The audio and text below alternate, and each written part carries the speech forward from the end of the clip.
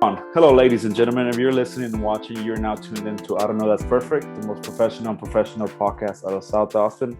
I'm your host, Mario from the South Side, and today I am joined by an awesome team. I am joined by the talented Giiivens. How are you doing, Giiivens? I'm great. Thank you so much for having me. Thank you for being here. We're also joined by your management, Audrey. Hi, everybody. What's up, y'all? How are y'all doing today? Good. Super good. Better after the second trial. Yeah. Honestly, Honestly, so we did to go to the first try. Just full disclosure, this is our first time doing Zoom on the podcast, so it's a trial and error sort of deal. But second time's a charm is what I'm gonna. Hey, it's just like the vaccine, you got to get it twice to get it right. Yeah, second time. Yeah, I like that. So, Giiivens, before we dive into everything that we have to talk about, would you like to introduce yourself to those that are listening and watching? for sure. I am Giiivens. I am a installation artist and lighting designer currently based in Chicago. I like to make interactive art and basically just like cool futuristic shit. And that's my goal to just continue making that art on larger scales all across the country. And that's all your work that we just saw in the background. Yes. Nice, like that. And I guess yes, going as far as back as like where you grew up, what was that at? So I'm actually from South Bend, Indiana, and that is the town I'm doing my current project in. So it is in the Midwest, kind of close to the middle of nowhere. So Okay. you have a college town and cornfield, and it is the love child of that. So, It's, you know, it's a completely different world than over here where we're at in Austin. I'm assuming. yeah, it really is. It is not as liberal at all. I mean, it's Indiana, so it's like Texas is a red state, but it's a whole different type of red. Like Yeah, it it has is its sweet super Redneck. spots. conservative. Yeah. Yeah. But It's a different brand of yee yee. Like that old school yeet. yeah, man. So how was that growing up? Like, did you have any issues, or how did it help Um, build who you are now?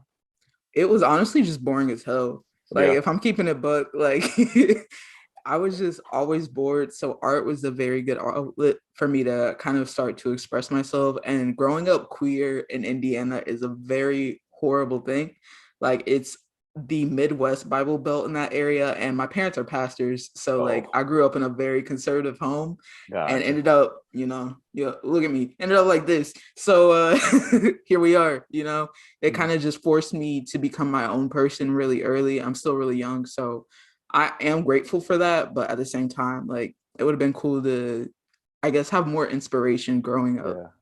But I guess I would say it did a lot of the situations it would seem like you would be forced to conform and to just go along with how they live out there and how I guess they consider it as their way or whatnot. So it's cool to see you get out of that and away from that and become your own person, because that is very beautiful to be able to just express yourself and be yourself as much as you can. Yeah, Nowadays it's a lot more easier compared to, I'm assuming, how it was growing up. absolutely. I mean, growing up, I'm still very much so in the process of self-discovery. I'm 23 and like I even went to a Catholic college, so that was still a very sheltered environment. And now that I'm actually on my own and like done with school for now, I'm kind of getting to live life, but I mean within the context of COVID. Yeah, So living as much as I can, I guess. I get that. And at what point, I guess, did you go from the transition of like going from Indiana, and then I guess at what point did you get into art, like fully dive into it, or you're like, this is exactly what I want to do? I fully started diving into art like my last couple years of college. So like my junior and senior year of college, I was starting to take trips to New York and to Austin and starting to do installations. And that's when it kind of really started to click for me. Like, this is all I want to do. And it's either this or you stay stuck in Indiana, like doing sales at Hobby Lobby. And I didn't want to do that shit, man. Yeah, so yeah, I would imagine. I've never known anything about Indiana. I think the only thing I know from there is, I think Freddie Gibbs is from Indiana. I don't know if you're familiar Yeah, Yeah, with he he's Freddie from is. Gibbs. Gary. Yeah. Yeah. And I don't know if y'all have ever watched that show, The Middle. It's like No. some like little like sitcom sort of like show about this like middle class family that's in Indiana. I don't know what part, but it's a small town and it's just boring as hell, but it's funny because it's like the funny moments for me, you know? Yeah, I mean, we have Stranger Things that happens in like Oh Hawkins, yes, yeah, Indiana. yeah. And Parks And and then Rec. yeah, Parks and Oh Rec. yeah, that's what you were just saying. Parks and Rec. Huh. Which one was it? Oh yeah, Pawnee, Indiana. Is that Pawnee, that's a Indiana. real Pawnee, place? Does that Indiana. even exist? Did we No, it ever does find not Yeah. out? exist. It Like doesn't. none of the No, places that take place not a in real Indiana place. exist. Oh, they just it's It's somewhere that you have to boring. make is that where you have to make I up mean, all we the have city. Michael Jackson too. Hey, Gary, Michael Jackson. Indiana. Yeah. Man, that's Back. that's an amazing place for artists to come out of them, huh? And so I guess Man. after that, yeah, where did you go to school? I went to St. Mary's College, so that is a Catholic college in South Bend. It's like the sister school of Notre Dame. I don't know if you're familiar with them. They're big in football, D1, all that stuff. Yeah. Okay. Yeah. And so I'd be back and forth across campuses there. And that's a whole different culture, like super Catholic, super rich, super upper echelon, but in a way that's like not cool at all. So like, I don't know.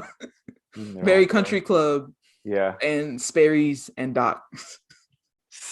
That's funny. And I guess did they had like were you like did you originally go like as an arts major or? No, I started off like, well, first of all, I was going to school, I was playing sports. So I played soccer and lacrosse in college. Okay. And I actually had like a couple full rides to different schools for soccer, but I ended up literally getting forced into going to St. Mary's, and it was quite the surprise, and it definitely changed the trajectory of my life. But Okay, I think he's saying it, but that's fine. Keep going. yeah, And so from there, like you said, you were able to travel to like other cities. You had New York. You said Austin, and what other places? I guess were yeah. ones that I helped mean, you. definitely thanks to the internet. Like the internet, shout out, like that's how I got my art out there. That's how I started being able to make those connections. And without that, and just like the small networks of people and know in passing, like it all accumulates to making these divine connections for like who you're going to become, like not even to who I am now, but even who I'll be in the future. So like I'm Yeah. super grateful for those opportunities, because I'm sure I have opportunities I don't even know about yet. And that's just Gotcha. how life works. Yeah, that's awesome. I like that. Was I guess what was the first major city that you got to really like dive into and or The I first get major city I was in was New York, and that was a whole era of my life that was a hot mess. I'm not gonna lie. Being like 21 and unleashed in Brooklyn with just art oh and just like skipping weeks worth of college classes to get fucked up and do installations.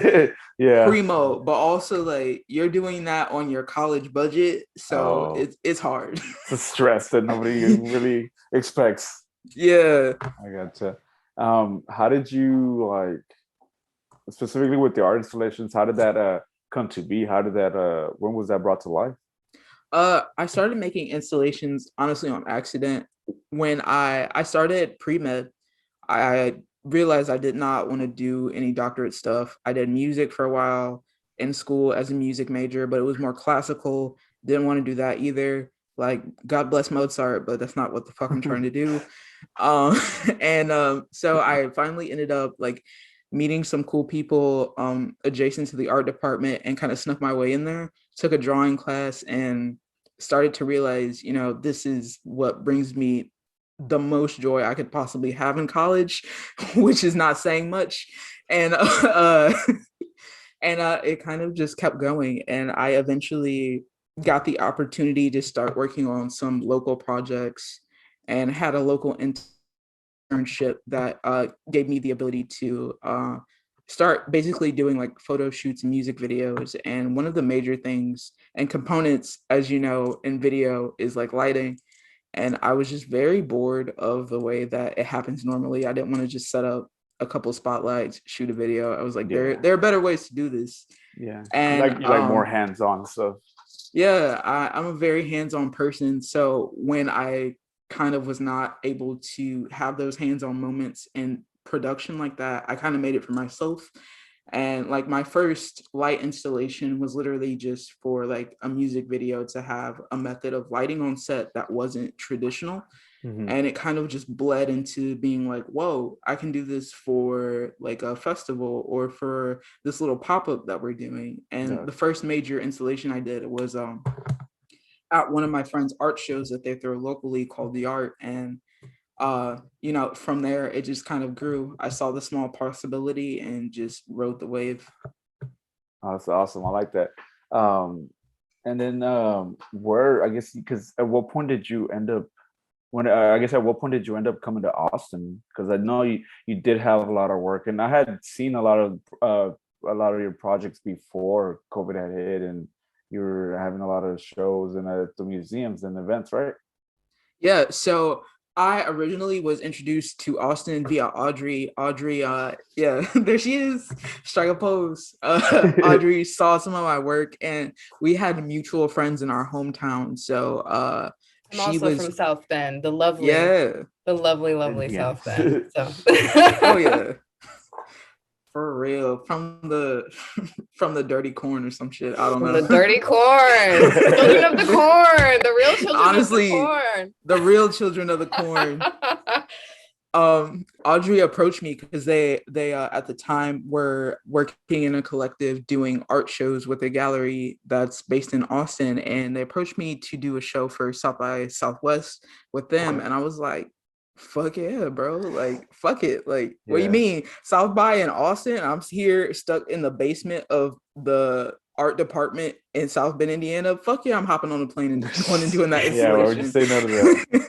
So I think it was unfortunate but divine timing for us to meet the way we did. And I think once we had that relationship established and once I started networking in Austin, it kind of just snowballed, honestly. Like first there was South by, then I got hit up to do other shows with like the collective Brown State of Mind.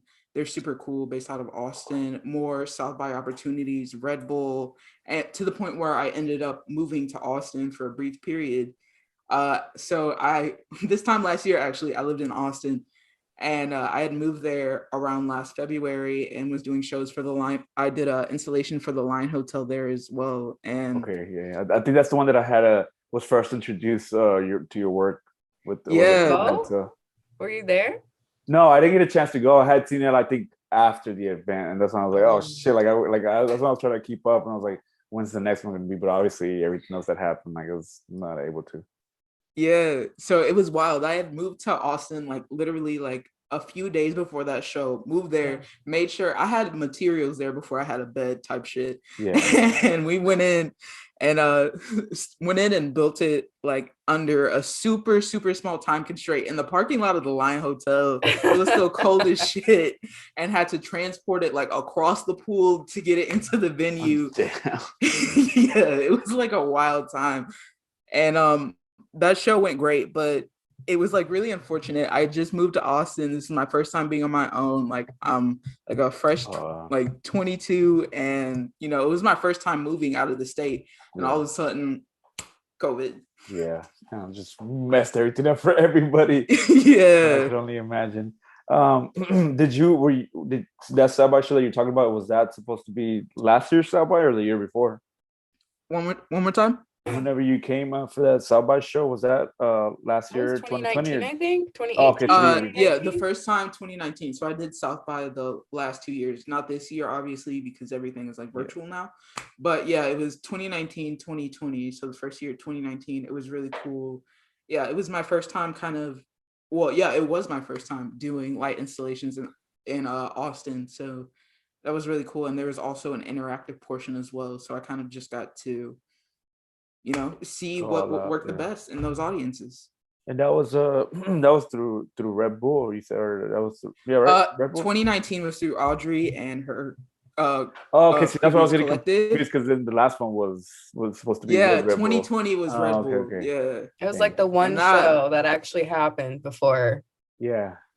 Yeah, that was the last show that I did in person before everything kind of just shut down. Yeah, that was the same for us, because like we had our first set of shows lined up for South by of 2020, and we got to do the first one, which was I'll give you, it was unofficial, but then like that literally the next few days when they're like they dropped the acts and everything was just shut down, you know. So, yeah, I mean, our event for the Red Bull event got canceled and put on and canceled and put on and back and forth, canceled. nobody knew what was going on. Yeah, to the point where like I had like a great installation plan, but it got canceled like 3 times. So that left me with like a 10-hour window to do an entire installation and like by myself because everyone's like scared as fuck. It's COVID. Yeah. There's a new disease. No one knows what's going on. So I'm just like, you know what? Fuck it. If I die, I die. I'm gonna go put these lights up. Doing what I love. Yeah. And do the installations do they normally take about 10 hours or just depending on how big? Because I know yeah you have like that's a minimum, honestly. Like I've had things 24-hour plus, and 10 usually have hours a plus. team, or is it just all you? It's me. Audrey will be there with me, but basically it'll just be me. And if Audrey's not there, I am there for like 24 hours grinding it out. A box of cereal. I'm not even leaving to eat. I'm gonna just take some handfuls and keep going. Yeah. Dang.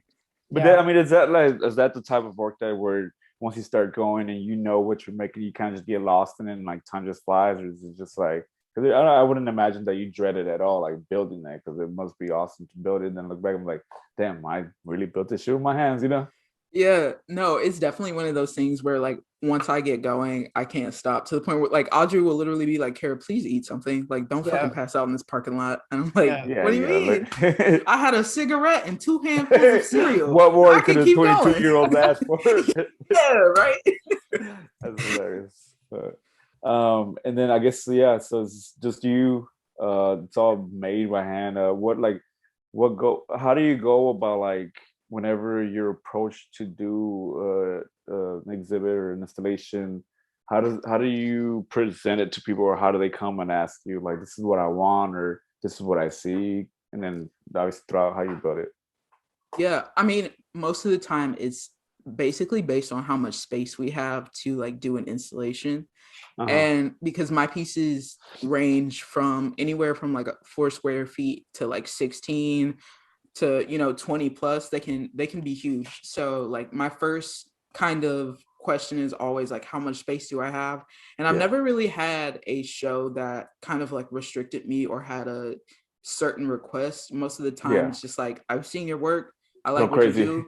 Yeah, go crazy. Yeah, that's the best. That's awesome. That makes all of it a lot easier, I would imagine, then, because it lets you explore your own creativities.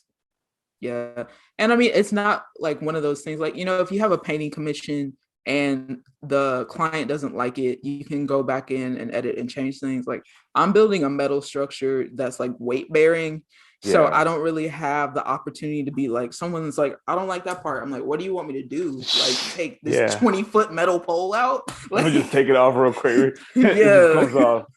Yeah. You think it's some sort of like IKEA furniture. Yeah, right. And it's like, I gotta wire the lighting too. It's not like there's metal framing and then there's like lighting involved. And it's just like, what do you want me to do? Like, unwire this, unscrew the frames. Let me just chuck this 20-foot pole. It's cool. Don't worry about it. I got it. You asked. Did one for a band in Georgia. I had commissions that I had to. So that was also pre-COVID.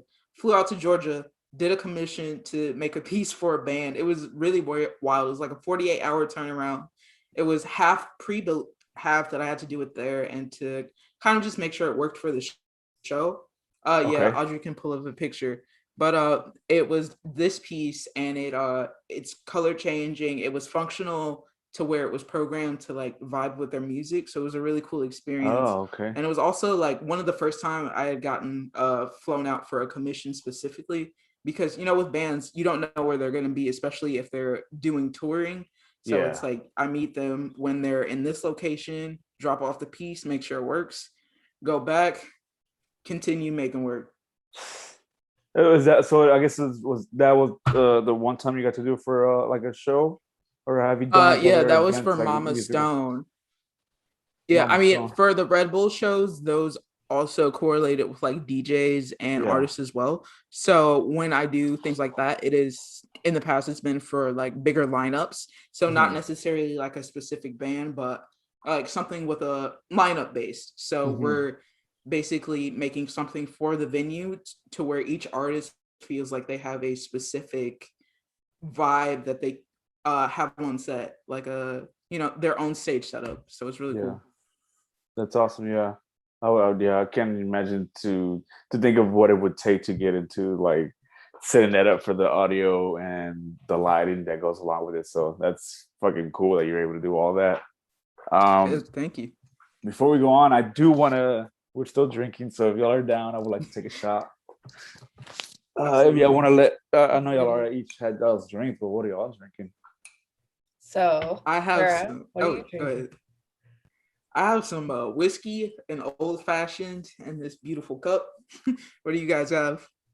I have this Nagori sake Ooh, and some Martinelli's.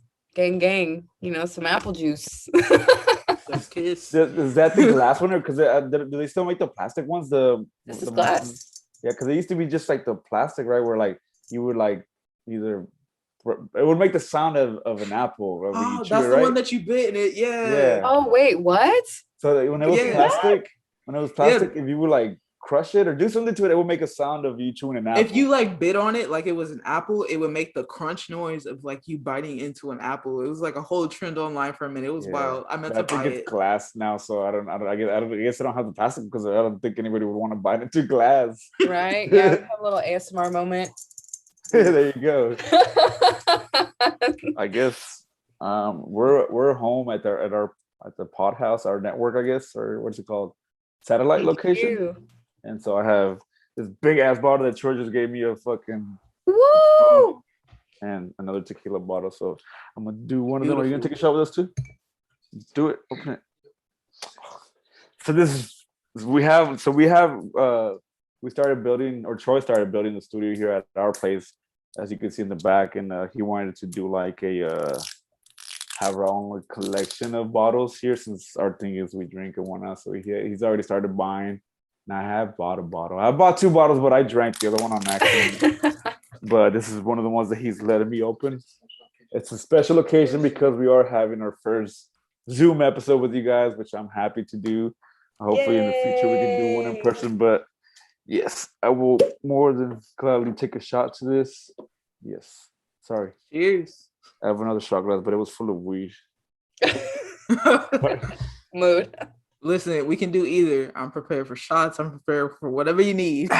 Whenever we used to record out of our house, we used to be able to just smoke, drink, whatever. But now, since we're under house rules at the studio, can't really do as much as we want. But right, yeah. Cheers. Right. Cheers, everybody. Cheers. Salud.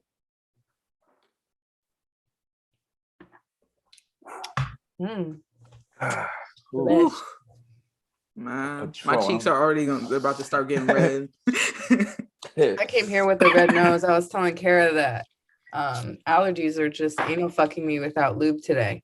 Oh yeah, dude, it sucks. You're in Austin currently, or? Yeah, I'm in Austin. I'm in North Austin, so opposite of you, but yeah, in Austin. I'm way south.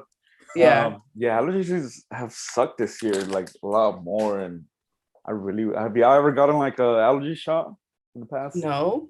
I have not gotten a shot, but I get them bad.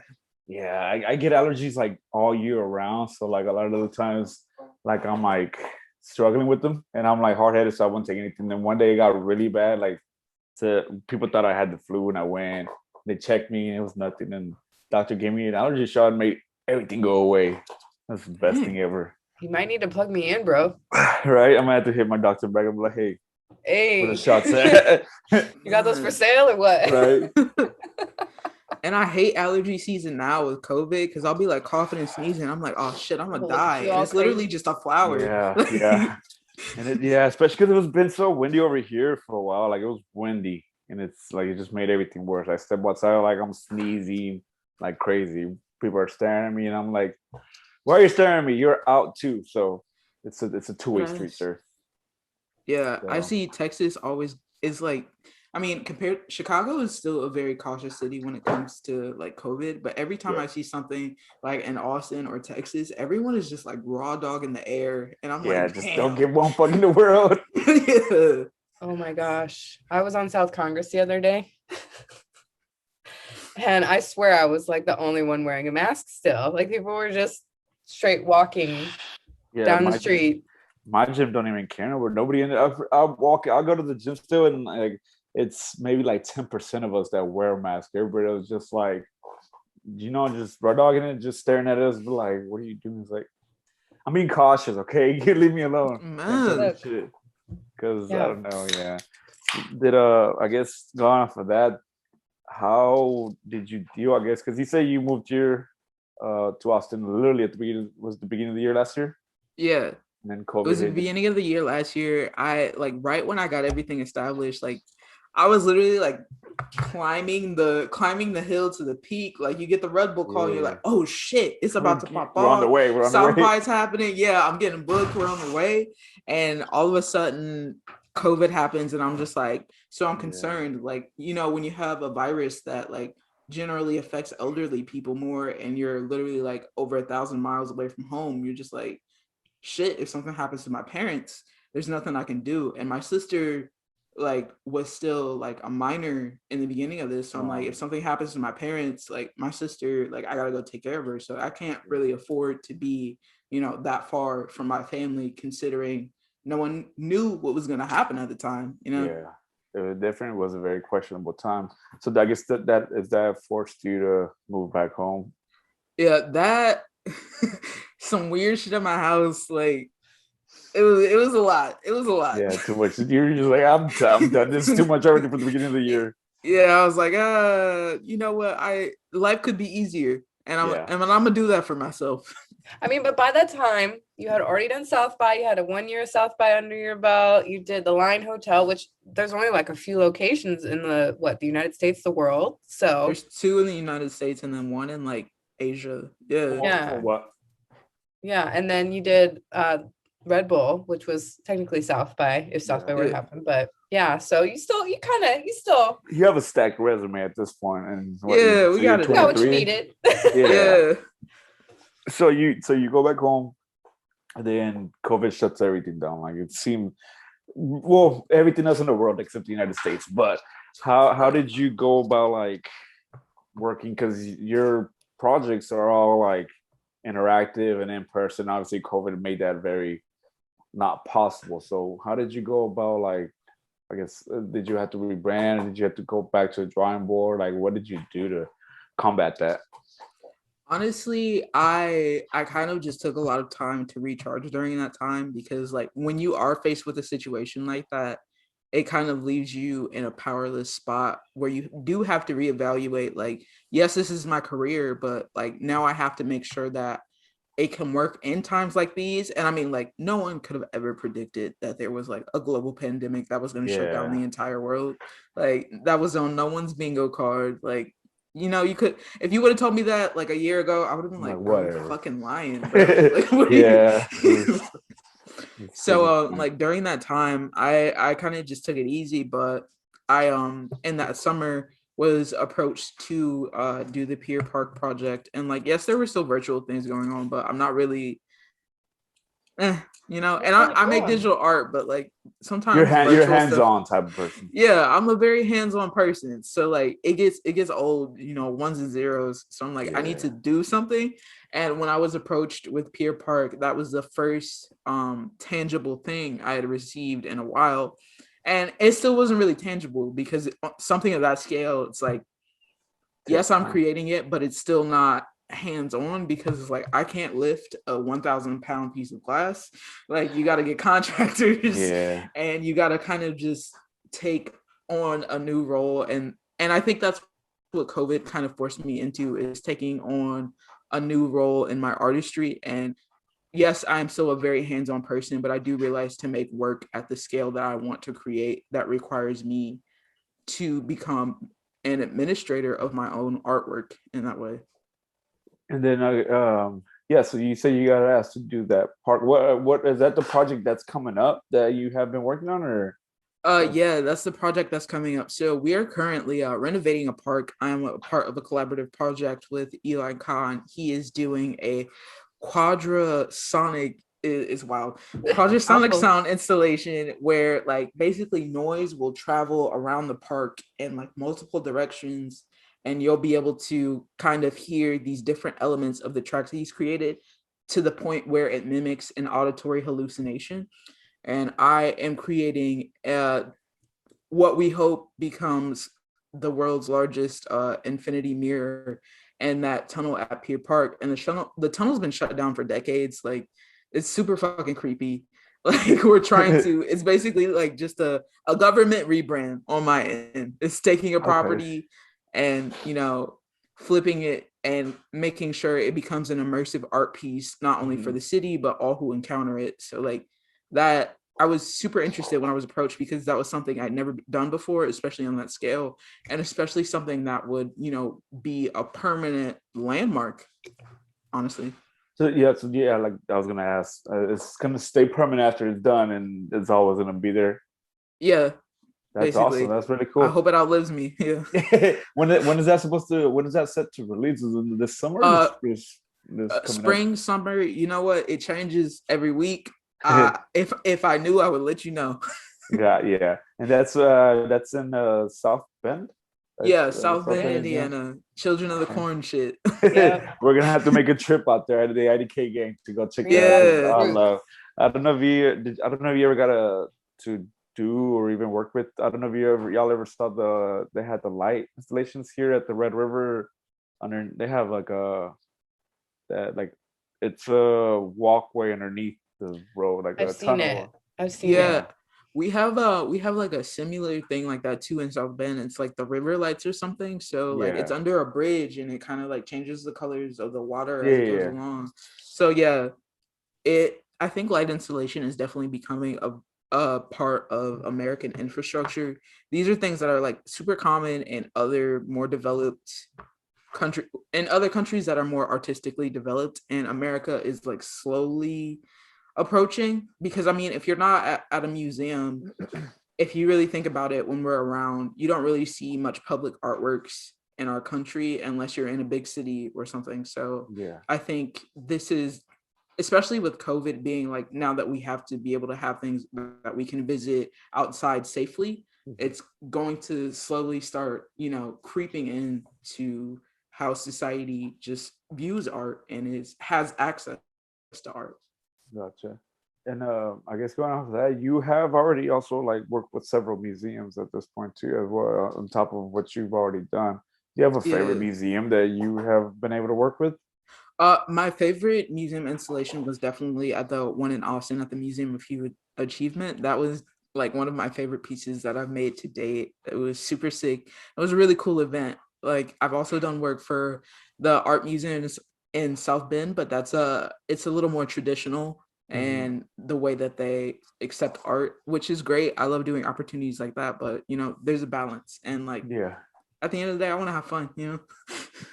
I guess it doesn't give you as much as freedom as you would on any other project that you done. Excuse me, any other project that you've done? Yeah, I mean, like working for museums, it's more of a size confine. So that's at like Potawatomi. This is at a conservatory in South Bend, the piece on the screen. And yeah, this is the one at the Museum of Human Achievement. And it was 360 and you could enter and go around it. And I also did like more immersive installations around that area. That's at the South Bend Museum of Art. There's other museum pieces. But wait, let's go back to this. Let's talk about this one. Because this one was a good story. This one was a good story. Talk about taking this one down. Taking this one down. Okay, so we basically had this space for like 24 hours. I built it in like 10. We had the show the next day. I think it was like the event East or West or something. Have you heard of that? East or West? East or West? They do it's like a big art collective that like I think Canopy or Big Medium does, and they have all of these like galleries. Are they like in the East side? Because they do East. I think I know what you're talking about. Yeah, this was during that. So for context. Yeah, it was during that week. So it was already super hectic. We get there, I have like a very limited time to install. I do that. I did coding work. I did a couple smaller installations, but at the end of the show, we basically have to take everything down the same night. So like yeah, so it's crazy. So like after the show's done, you know, shake hand, kiss babies, all that shit, we got to take it down. And this thing is hanging from like a 40-foot ceiling. So at the Yeah, I end of see it, that. yeah, I get on this ladder by myself. I pull it out and I just start climbing that bitch and cutting stuff down. And there's like these 2 planks of wood in the very top, and everyone is looking at me like, "Oh I'm having an fuck, aneurysm. this bitch is Like, gonna die." Audrey thinks I'm gonna die, and I'm literally like taking this like 8 foot 2x4 down with one arm, like 30 feet Oh up in the god. air, pull like it. chucking the things out. And everyone, and I'm just looking at them like, "What's up? Like, what's I need wrong a with drink just y'all? thinking Like, about are you gonna this. help me or not?" You're like this is normal. Like, what are y'all freaking out Yeah, about? I'm like, "What's up with you? Man, Like, we gonna how get it much is done or that? not?" How much did that one weigh?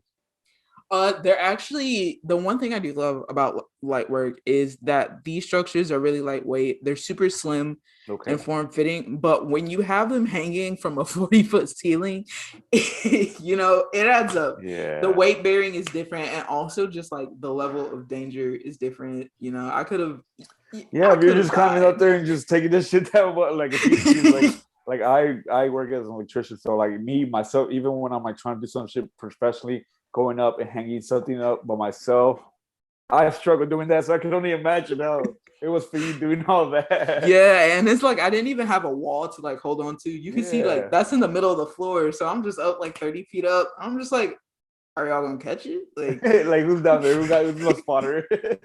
yeah, and I'm just like looking at the fear in this man's eyes as I pass in the wood, and I'm like, bro, I'm gonna need you to have it together for me because I'm up on this ladder. Like, Right. you can't be looking at me like that. Like, It didn't end there Trust me. though. There was the sand. The sand. the The sand in that sand. picture was honestly the worst part. There's a sand lot outside of this building, right? Like the whole parking lot is sand. So we asked the owner, I'm like, is it cool if I dump this sand on the sand lot? You know, like, Probably why not, right? and he's like, no. And I'm like, okay, cool. So I what do was you still want me done to it. do? Yeah, with this heavy ass sand. He's like, I need you to get it removed, and I need you to get it removed like in the No. morning. Yeah. And I'm Yeah. like, yeah. So, and like sand, it's spread out, doesn't look that heavy. When you ball all that shit up and get it on a tarp, that bitch was heavy as hell. I And mean, you like were smart sliding it putting the out. tarp down though. Like there's a tarp under that. So that's Yeah. like that was smart. Without that, Oh, so there was a tarp underneath it. yeah. Okay, But so we without that just tarp, we would not have survived. It took like 6 people to pull the tarp outside. Yeah. It was damn, ridiculous. yeah. Shout out to Brown State of Mind though, because they really came through and helped out. Yeah, Man. we worked with somebody who's I think who was that girl that we did the show at the Natalie's event? No, the girl that sat down with us during the live show. What was her name again? I can't remember her name. She was awesome. Antoinette. Do y'all know Antoinette? I think she worked with I'm not Brown State of Mind. familiar with her, but I mean, anyone associated with Brown State of Mind for the most part is like a cool Yeah, ass I fuck person. with them. Yeah, So, you know, yeah, They're good people. like can't go wrong. that's awesome. And I guess yes, you said that has that been your favorite installation then? At the Museum of Human Achievements here in Austin? Honestly, at this point, probably. Well, I mean, like Red Bull was fun as fuck. But I mean, as far as my work, that was definitely my favorite piece to install. But as far as like being at a show and having an experience, Red Bull was absolutely my favorite. And it was one of those moments that was just very affirming for me in my career, knowing I was going in the right direction. And also just like seeing people from so many different walks of life was Yeah. like really cool in the same space, especially like it hits different when you know you could all die from a deadly virus. Yeah, right. You're just like, fuck it, one Soaking it last in. hurrah. That's hilarious. So Mario, I'm gonna turn the tables on you. I want to ask you what your Okay. favorite piece here is that you see. Okay.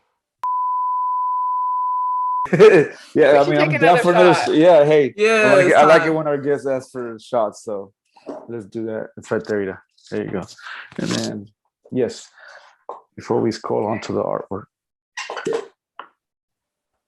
Pour it out. Yeah, you I I went out for forget. DMX though. Yeah, this one's Oh, for yeah. DMX. One time for man. DMX. DMX, man. Yes, one time for the one time. I was definitely hurt by that one. That one Yeah. sucked so bad. The fake time and then the like actual time, they both sucked just so much. Yeah, no, that was wild. Like, what is wrong with people to where you can literally just be like, you know what? This guy's Yeah. dead. I don't care what Yeah. anyone says. I'm gonna just go say that. That's not something you say about somebody. Yeah, I don't know. That he Internet was very culture. young for sure. 50 years old is Yeah. Yeah. very young, so it was. But he did live a full life. DMX He lived did. a full life, as everybody has seen on like every sort of social media, like all the stories that people have posted about that man. Man, I'm like, I saw one tweet and it was like, am I the only person who didn't meet DMX? And I was like, damn, for real. I was looking at those stories. I was like, how did I not? Right. I feel like everybody just randomly ran into him no matter where they're at. Like he was everywhere. Yeah, he's at Waffle House mopping. Like, how did I miss Right? that? Such a humble man, and he never let anything get to him. So he fought to Yeah, the very end. So hey, I'll take Ready? that shot with y'all. DMX. yeah.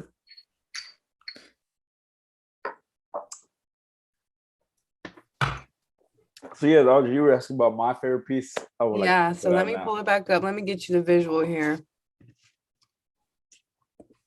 All right. Let me see.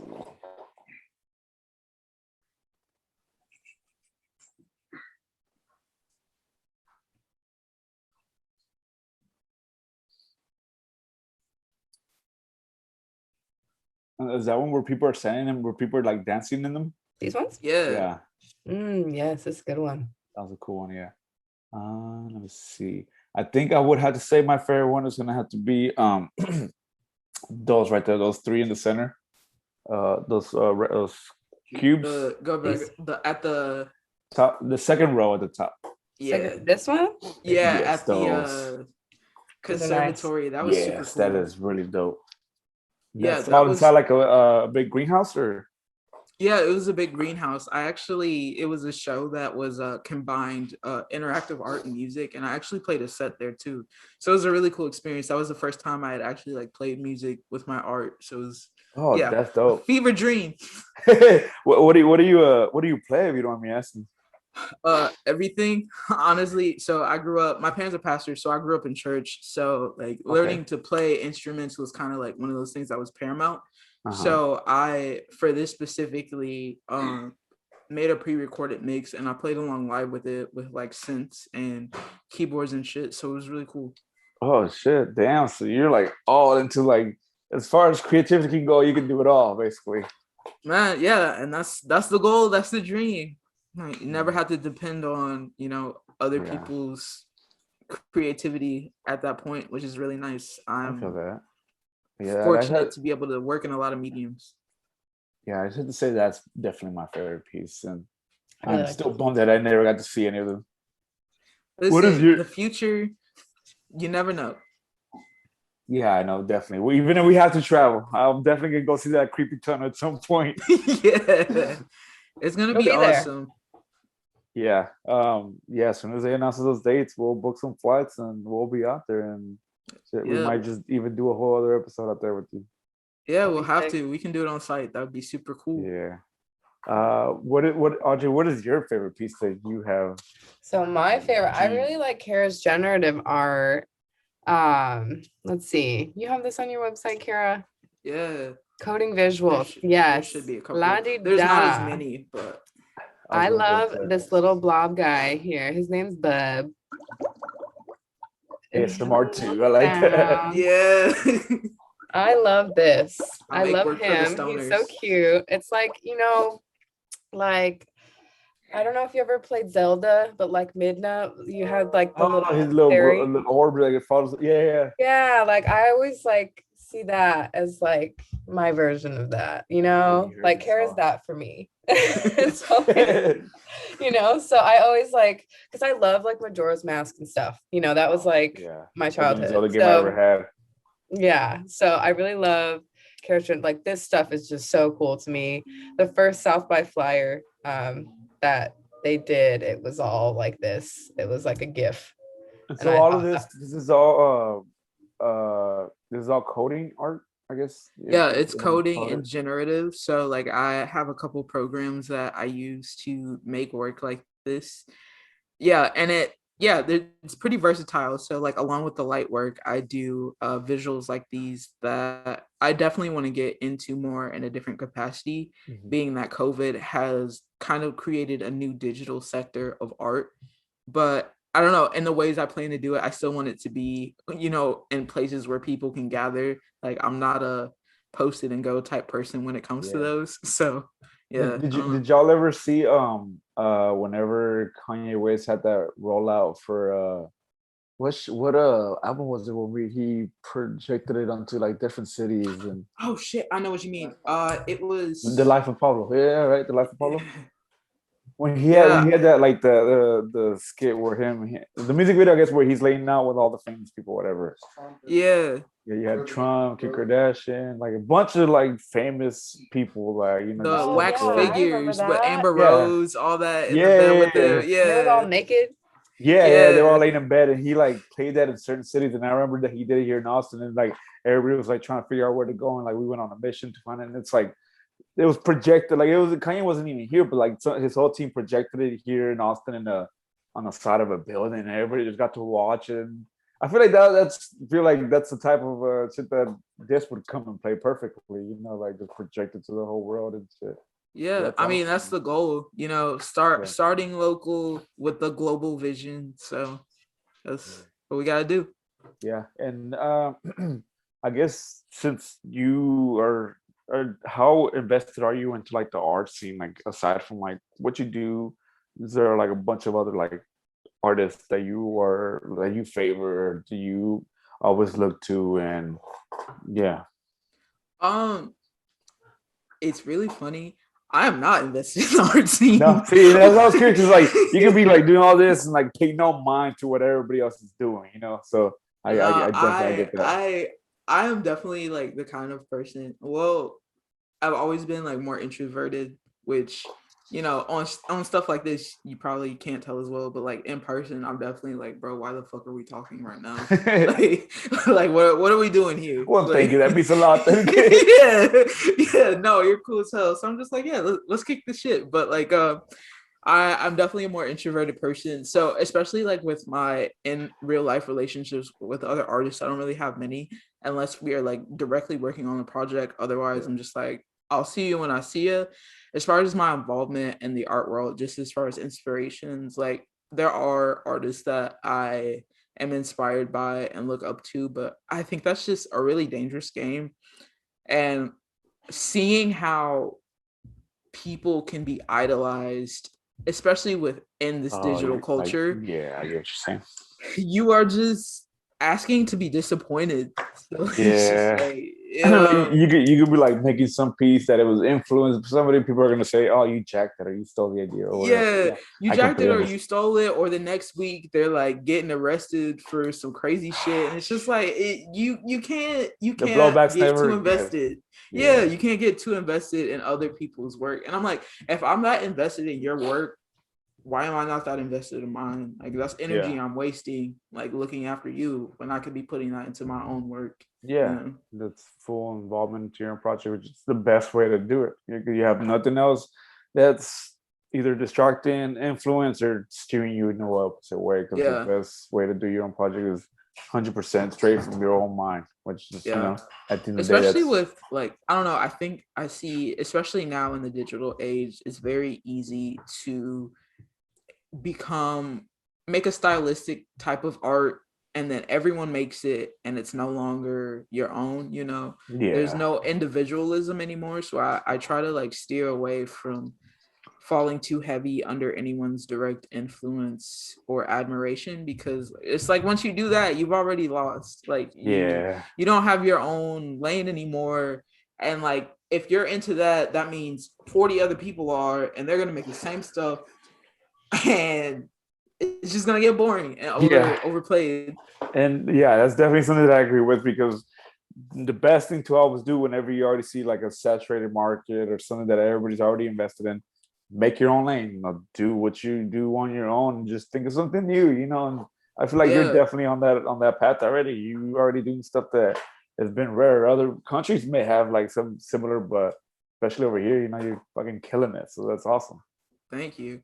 Yeah, I Sorry, mean, y'all. Bobo's decided he wanted to clean himself in the foreground, so Is that what you're at? you gotta censor it. censoring this Okay, this shit. podcast we could show it. Well, I don't know about YouTube, but yeah, we can show it. Yeah, he's going to He's going at it. Oh, shit.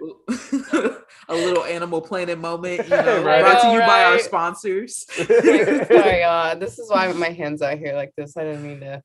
Oh no, you good. I mean, there are different people in this world. Somebody want to see it. That's scary. Right. That's the other part of the internet. Yeah. I'm like, there's like the lane of admiration, and then there's just a fucking bunch of weirdos, bro. Like people Facts. are weird. Yeah, dude, we had an episode like when we were like a little bit more on the raunchy side with my other two best friends, where we called an episode Diaper Boys because the segment that we were talking about was about like people get their ass ate. You look like you don't wear the diaper. So I called it that, and I put a hashtag that, and we got an insane amount of like followers, viewers, and everything. It was a bunch of creepy people that were just into some weird shit. And I was like, I think they thought something else. Our shit was still like kind of weird, but they were like on some other shit that was like, okay, this is not a part of the world that I want to invest in. Yeah, no, they saw the hashtag and were like, oh, yeah. you said what? This ain't Pornhub. It said you got a premium account or something? Where's the OnlyFans? 10%. Yeah. I'm sure they were probably disappointed once they watched or listened to our episode. Hey, views though. Yeah, that episode has probably some of our most views on YouTube. So I don't know what they're expecting, but hey, shout out to them. Yeah, I mean, there's a lot of artists out there, especially like people who are like performance artists. They will get into that shit. The wildest people I've met are performance artists. Like we kiki about Diaper Boy. A performance artist has like 2 girls, 1 cup that shit in front of a gallery of people. Yeah, I've met some real interesting people in the like when I was younger into the art world that were just like some shit that I was just not familiar with, and I was like, okay, like you just caught me off guard and shit, and that's when we were some other shit, So yeah. Have you ever are you familiar with FKA Twigs?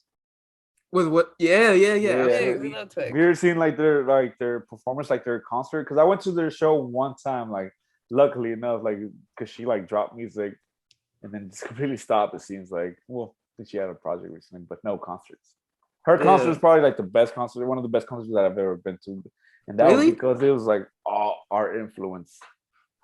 She had a light show. She was dancing. She was singing. She was like just like everything that you're describing as an artist, in that manner. So it was really awesome.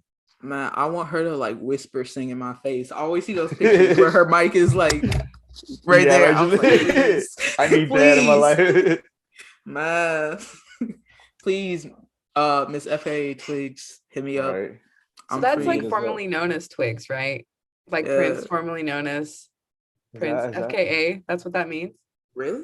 Oh, I had no idea. That's what that means. I've always wondered what the FKA stood for. I think it means, correct me if I'm wrong, but I think it means formerly known as. See, it's formerly known as, I was like, formerly known as fucking kick ass. I don't know. I was so it could be anything, right? Yeah. There's never been a big headline that confirmed it. So, what do we know? That's brainwashed. Hopefully I get to meet them one day and ask and be like, hey, you want a light sculpture, but also what does FKA mean? Right. But going back to your the coding art and all, like the 3D art that you make, how familiar are you with NFTs and the influence that they had into like, because I've seen like a bunch of it. I have no idea what NFTs are still. Like I could read a definition to it and I'm still like, I don't know what it is, Yeah. So NFTs were basically, yeah. Are you on the crypto game? Like, are you pretty up to date? Yeah, I try to be. I know as much as I try to know. Yeah, it's definitely one of those things. You're either like sold or you're just like, that exists. Good for them.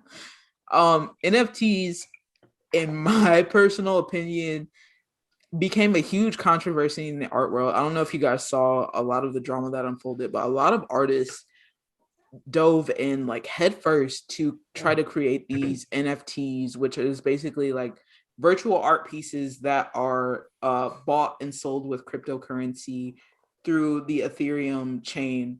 And I am happy that I never touched it. Like I do create digital art. Yeah, you too. Well, I'm happy I never touched it because it got messy really fast. Like it definitely caused a big rift. And I think that there's already a rift between people who create physical work and digital work, but this definitely caused the divide to like grow even deeper. And the sad part is that it was definitely one of those like moments where you had to catch it. Like I personally never thought that it was something that was gonna last because I mean, at the end of the day, it's the same as just selling your art online regularly, with the exception of having it minted. And I personally never really saw the value in that. Like, I understand, like, I definitely am here for digital artists getting their coin and selling it and being respected as artists. But I think in the way that the NFT platform was set up, that there was still too much room for error. And that's what happened. You know, it was too new and there wasn't enough stability to maintain that platform. It's one thing to create something, but it's like, can you keep it going? Like once the hype dies down, once the STEMI money is gone, are you gonna sell that? Somebody's gonna fall flat. Yeah. I mean, it crashed. Once you When did it spend that crash, 1,400, it crashed like a week ago. Yeah. Oh shit. Like once that STEMI money was gone. Yeah, nobody. It was. It's like whenever like the first stimulus came out and people had like some weird pyramid scheme where it was like, hey, everybody just keep putting in like X amount of money, and like the person who started it makes amount of money, but the people at the very end that are last, they kind of are left screwed because it's like they have nobody else to ask. So it's like in a weird way. I mean, on that real Ricky Bobby shit, if you're not first, you're last. Like if you're not first in that shit, you're gonna get screwed. Like, basically. So like from my understanding, I guess the point of it was for like the artist. It was meant to be beneficial to the artist. That way, no matter who keeps buying it, the artist is gonna keep profiting no matter what, because it just flows down the chain. You know, is that exactly how it's supposed to be? I mean, I think to this day, I don't think anyone fully knows everything about NFTs. There was so much knowledge thrown at everyone in such a short amount of time that if you weren't, there from the conception, you're jumping on the train at like a weird point. So like I got to the point that I got into it, like, I understood that aspect as well, where the artist always gets a residual of it being sold down the chain. But even so, like if I sell a piece for $600 and that person resells it for $6 million, they still got $6 million, and I'm gonna get a piece of that. But you know, it's still just like you're gonna get spat in the face regardless. And I mean, I think for me, at least if I'm creating a digital piece that gets resold, my work as a whole, the value of it all goes up. But I think that's hard to do as a digital creator because it's such an oversaturated field. And it isn't as easy to create pieces that are as unique and custom when, anyone can just as easily virtually copy something. Like as easy as copy paste, changing a few colors. But if I'm physically making a piece, my literal blood, sweat, and tears are going into that. Yeah, like you said, like you take a screenshot, why the fuck did they sell it? It definitely would be hard to like make it foolproof. I feel like it is too new. It's gonna take some time for it to be like in favor to everybody that's involved with it. So I definitely. Is anything in favor to everybody though? No, it's not. We live in a capitalist society. Which it is very implies that there's somebody that's got to fail. Somebody's running this show, and it's only like for certain people, it's only going to work out for them. So it looked like you're give me a kiss and you sucked. So. I don't know if y'all saw his face. Kiss. Like, yes, OnlyFans content. I'm here for it. Listen, the views are coming. Cats. We got man on man. What else do we got? You got diapers. Diaper talk. All the Diaper talk talk, about vaccines, NFT, all of it. vaccines, light art, children of the corn. What else do you want? They got it all. All because we decided to go with Zoom. So I think from here on out, it's all Zoom, guys. Yeah, it's all Zoom, and like you got a lower risk of dying. Shit, fuck it. And we are getting drunk at our own homes. That's the best part about it. You can pass we're out. Socially conscious. At our new studio that we've been recording at, dude, it is a mission to drive out there. So where's it at? It's off of B Caves. Oh, it's in Westlake. Y'all bougie. Yeah. Okay, go off. We're coming up a little bit. Shout out to the Hack One boys. Shout out Hughes. Shout out Treaty Oak. Shout out all those people that are helping us out. But I almost lost my train of thought. I've already had. Yes, the best part about it is that we do not have to drive out too far out. We're at home, which I do miss because originally we used to record out of our living room. Now here we are back at our house. So I'll take a shot to that, y'all. There you go. Salud. Drinks to that. And before we go into our last segment, I did want to talk about. I just want to just go on a tangent. You're in Chicago, right? Yes. How do you like it out there? Like, are you always? It's close to Indiana, right? Yeah, it's close to my hometown. I'm only about like an hour and a half away, and I mean I drive fast, so I'm about an hour away. Right. Yeah, I'll punch it. Like I don't have time to dilly dally. I like to get there and get gone. But I love Chicago. I love it as much as you can love a city in quarantine. Like I'm chained to my house to a degree, as we all are. But I'm super excited for Chicago to fully open up so I can, like really have those experiences here. And I know that time will come, but like as of right now, we are definitely still way more conservative with COVID than anyone else. And I mean, y'all are in Texas. Y'all are in the heart Governor of... Abbott just said, fuck that shit. Yeah, right. Man. He said, fuck all y'all. We on our own grid. Yeah. And we're opening this bitch up. Yeah, y'all had that, when y'all had that crazy ass storm, like... Yeah.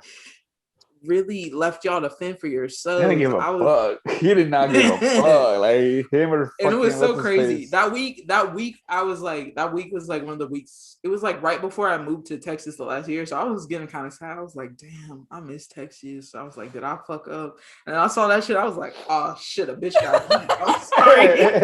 Dodged the bullet. But coming from Chicago, you're not like the cold wasn't as bad because I hear in Chicago it's like that. We went to Chicago, like, was it for my birthday? It's cold. Yeah, we went in November of 2019, I think it was. Yeah. And everybody there was just like, why the fuck are you here in the wintertime? Like, I don't know, the flights were cheap, man. Like. Well, it's like, I grew up in Indiana too. So, like, I grew up in this. So, like, when the cold hits, I'm just like, okay. But wait, hold up. It's not the cold, though. Too. Yeah. I grew up in that shit too. And this Austin shit was big different. Like the first 2 days, I was talking my shit. I was like, I'm from the Midwest. This ain't shit. Like, what? This little snow? But really, like, the issue is the infrastructure. Like, Texas don't got no snow plows, no salt trucks, just vibes. Just vibes. Like, that's if you can make it, you can make it. If not, I'm sorry, bro. I don't know what to tell you. Yeah, no, seriously. So that just made it so worse. Like, and who the fuck has scrapers for their car? Shit that they don't teach us about because we don't ever deal with snow. And it's like, even if they know that a big storm's gonna come, they fucking give us a heads up. Let us know. You should buy this. You should have that. Fucking check your vehicles. Like all the shit that like we didn't find out till after the fact. Like I was using the pool water from my apartment complex to fill up my toilet. Yeah, a lot of people were like having to. Luckily, a lot of people had to figure out, but there's a bunch more shit. There's still an apartment complex in the east side that to this day they didn't have gas and they don't have electricity now. And I know where that's at. It's on Riverside. Yeah. And then like in a fucked up way, it worked out for the owners because now they kicked everybody out, or they're trying to kick everybody out so they can rebuild on there, just so they can fucking build something else and just fucking raise the price. So it's like it was a shitty situation all around. And so I can only imagine. I was watching that And it was wild because the same week, like I had heater issues in my apartment. So I was like, even though I'm not in Texas, Texas came to me. My fucking power went out. Texas is like, you ain't gonna forget me.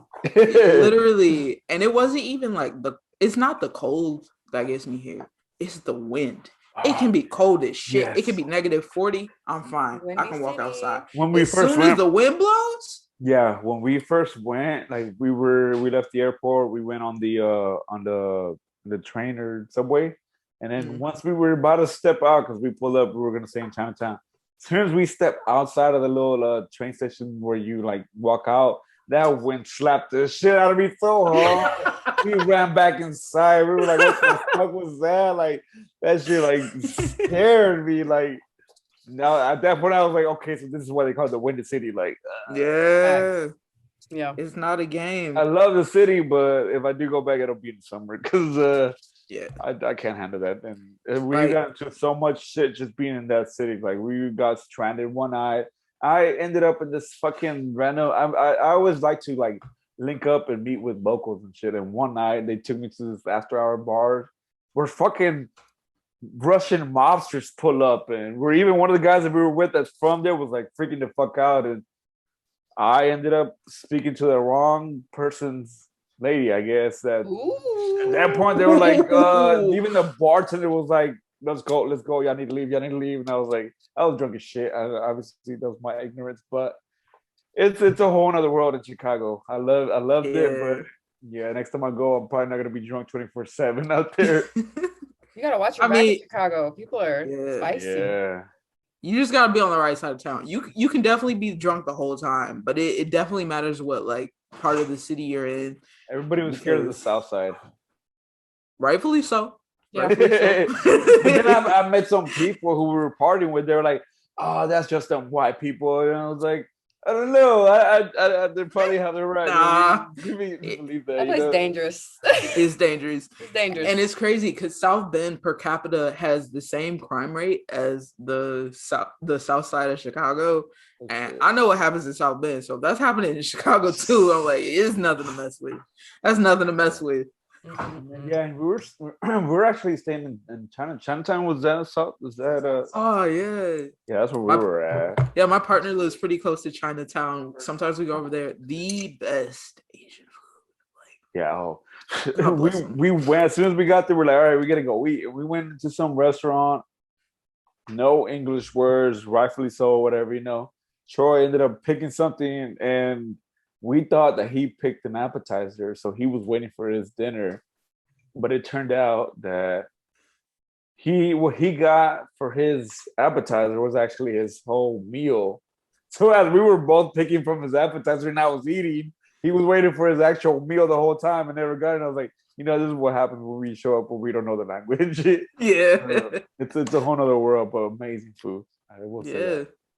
It is. I really, that's the thing I really love about Chicago. It's so diverse. Like each side of town has its own different culture, and it's like you can visit the world without leaving the city, and that's something that's super fun, like, and super rare, especially in America. Like if you're not in New York, Chicago, LA, you're probably not gonna have Austin. You're not gonna have those experiences where you get to meet like a bunch of different people from walks of life, especially being how like widespread we are as a country. Like coming from South Bend, the most exotic it got is like tacos from the taqueria on the west side. Like that was it. Like there's no like diversity. I heard up there they sell fucking tamales in a can. Is that true?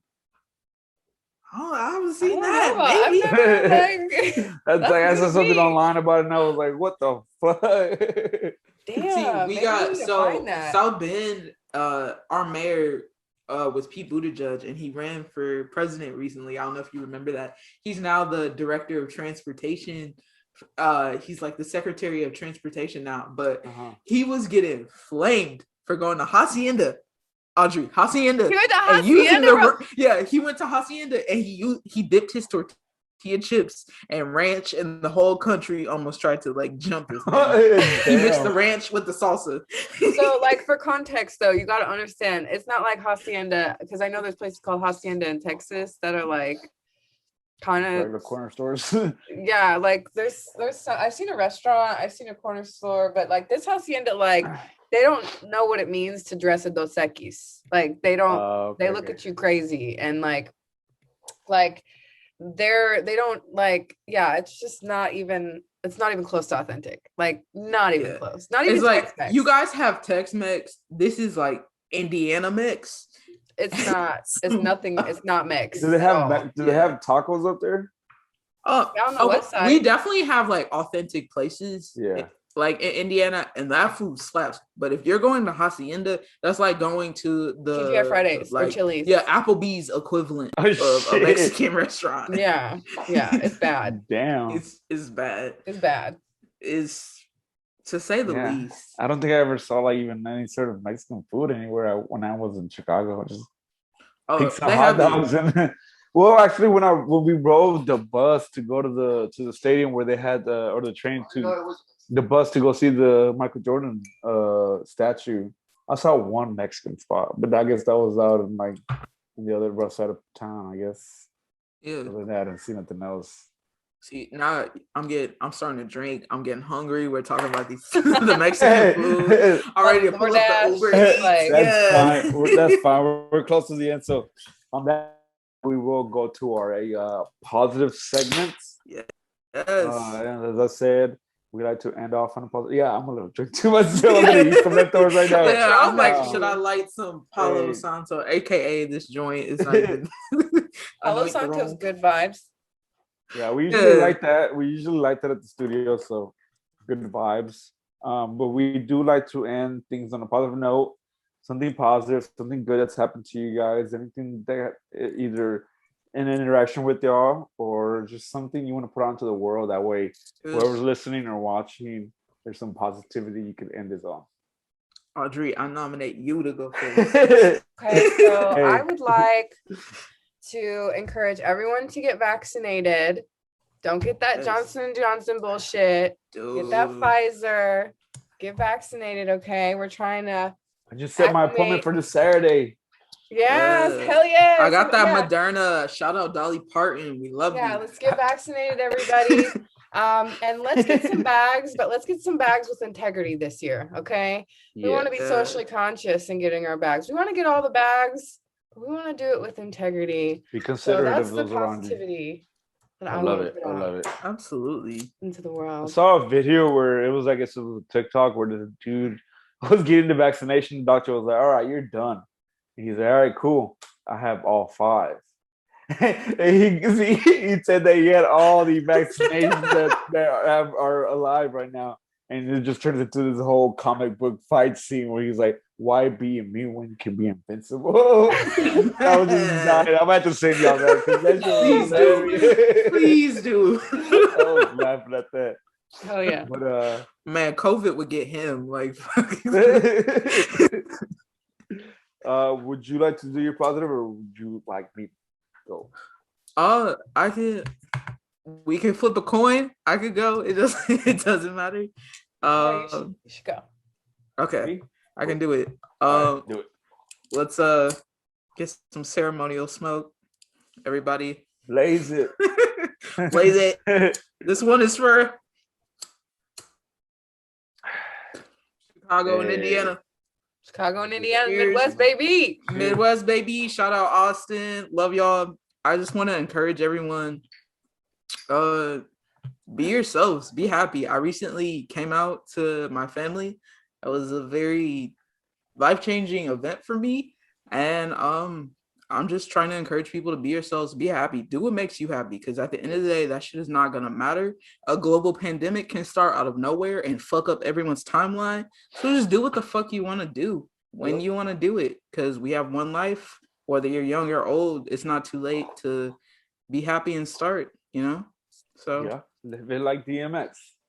Man, live like DMX. Go to a wedding, dance with people, mop floors at a Waffle House. Take it all in. Like I've seen stories where he pulled up in the neighborhood with kids just racing those little RCA cars, just happy as hell. You know, that was definitely genuine, man. So that's perfectly aligned with what you said. I guess my positive note would have to be, I've been in a rut for like maybe like the past few weeks of my last few segments, my last few positive notes have all just been advice or shit that I try to tell people. But yesterday, like I had left the gym. I went to the bar for a bit, and then I went to go get some groceries, like a meal prep, whatever. And then I'm checking out. I'm just chilling there, listening to my AirPods or whatever. And I'm just behind this lady. She has a bunch of groceries, whatever. There was nobody behind her. I'm assuming because she has a lot of groceries. Bro, like, cool. I'm in a rush. I'm just standing behind her. As we are getting closer, she's starting to check out or whatever. And she's just about done with all her groceries being checked out. She like tells me, she was like, "Hey, I'm sorry that we're taking so long." I was like, "Do not apologize. Like, I ain't no rush. I'm chilling. Like, I have nothing to do after this. I'm gonna go home, make some food, and knock out." And as she's checking out, she was like, "Hey, let me pay for some of your food." And I was like, "No, like I promise. Like, you don't have to. Thank you so much. I'm grateful, but I'm fine. Like, thank you." I just was like, I was grateful, but I was like, "You don't have to do that. Thank you so much. You're such a sweet lady." Tell me why she goes and starts grabbing stuff from my groceries and starts like telling to do scan it, you know. And I felt awkward. I was like, I don't know what to do. I said no, but she's still doing it. I was like, please stop. Like, I will give you money. Like, I will like pay for that. Just please don't do that. Still went on, scanned like half my stuff and pay for it. And after that, I was like, oh shit, like I'm like I was in shock because that's the type of shit that I have not really ever experienced, but it definitely like was one of those things that brought me back to life after being in a rut and just being stuck and just a bunch of shit that I've been dealing with. I was a million thanks to that lady. I hope you beautiful black queen. I hope you're doing amazing today. I hope everything positive comes your way. But I do say that to say this: pay it forward. Anytime somebody does anything good to you, anytime somebody smiles at you, says hi, anytime somebody has a good interaction, you have a good interaction with anybody else, pay it forward. That's the only way we can move on in this world and make a better world, is if we all live on a positive note that we can pay forward others around us. Absolutely. That's beautiful. Shout out that lady. Yeah, shout out to her. I feel so bad. I didn't know what to do. I was like, no, please, no. Like, just take the guardian blessing, angel, man. That's all you gotta do. You don't have to do anything. Just take the blessing. Thank you so much. I'm grateful, and it was definitely like one of the moments I was like, you know what? I need to change this shitty attitude that I'm in because of whatever the fuck I'm dealing with. Just like, you know what? There's some good out there. There's always some good out there. So, cheers to that. Cheers to that. So thank you guys for being here with us. Thank you all for pushing us to being on Zoom and trying this out. This has definitely been an experience for us, and it's been fun. I'm excited to see how all of this turns out once we drop it. But I mean, for anybody that's listening and probably not watching just yet, but will be watching, would y'all like to give out y'all's handles for all y'all social media before we close off? Everybody go follow Giiivens at Giiivens 3 eyes. Giiivens. Yeah. There you go. We will slap it on the screen. But also Audrey yourself. Hey, no, just go follow Giiivens. You'll find me. Yeah. Hey, if you follow find me. Go follow Giiivens though. It's way cooler over there. Barely, but yeah. and it's Giiivens.com. Yeah, Giiivens.com. Handle is at Giiivens on all social media. It's pretty simple to find. We can link it. We'll link you guys up to make sure everyone can find the work and the art. And hopefully everyone will get to stop by Pier Park at some point and hopefully see one of the world's largest infinity mirrors. That's just going to be trippy. I'm excited. Thank you. Well, since we're at the end, I am Mario from the South Side. You guys. I am Giiivens. I'm Audrey. I'm the pencil pusher. Team Giiivens for life. I love it. And we are out. Yeah. Woo, thank you.